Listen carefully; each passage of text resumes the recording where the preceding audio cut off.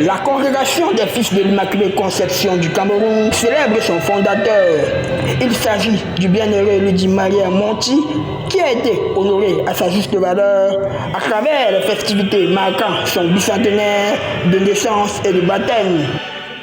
Ce dimanche 29 juin était l'apothéose de cet événement d'envergure avec une célébration eucharistique à la paroisse bienheureux Louis-Marie Monti de Kolbikovo, célébrée par Monseigneur Victor Tonien Bakot, archevêque émérite de Yaoundé. C'était en présence de plusieurs prêtres de la congrégation et un parterre d'invités. Par ailleurs, le bienheureux Louis-Marie Monti a toujours revêtu le Christ Jésus durant son vivant dans le strict respect de ses commandements. Le Père Monti, au regard de l'immensité de son œuvre, est une réalité très importante pour l'Église. Quand je parle d'une réalité, parce que nous voyons les fruits. Et tout ceci a été fait selon l'Évangile. Père Monti est l'Évangile vécu.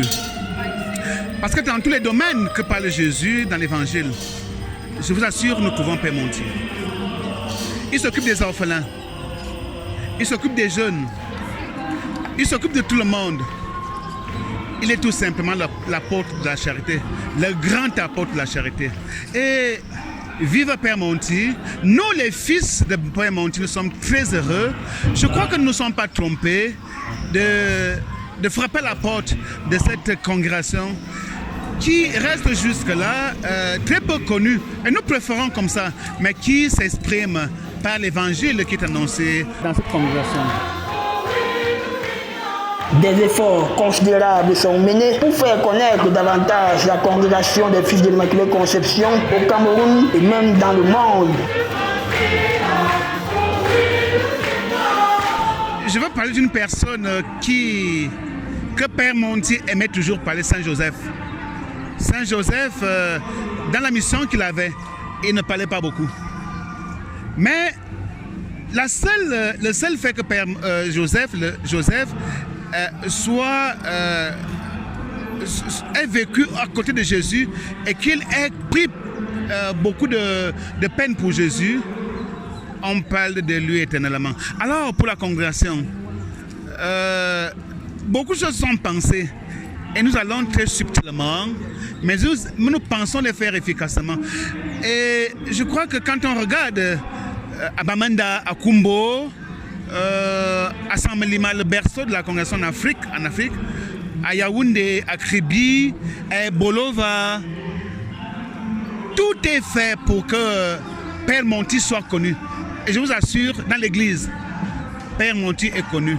Allez à Rome, allez en Albanie, allez en France, allez en Allemagne, allez en Inde, allez en Océanie, allez au Brésil, allez en Argentine, allez au Pérou.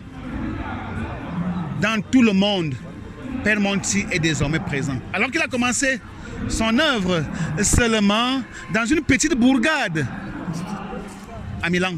Une petite bourgade à Milan. À Bovicio. Bovicio qui ne dit rien à personne. Mais regarde maintenant, Monti est connu partout. Et nous sommes fiers.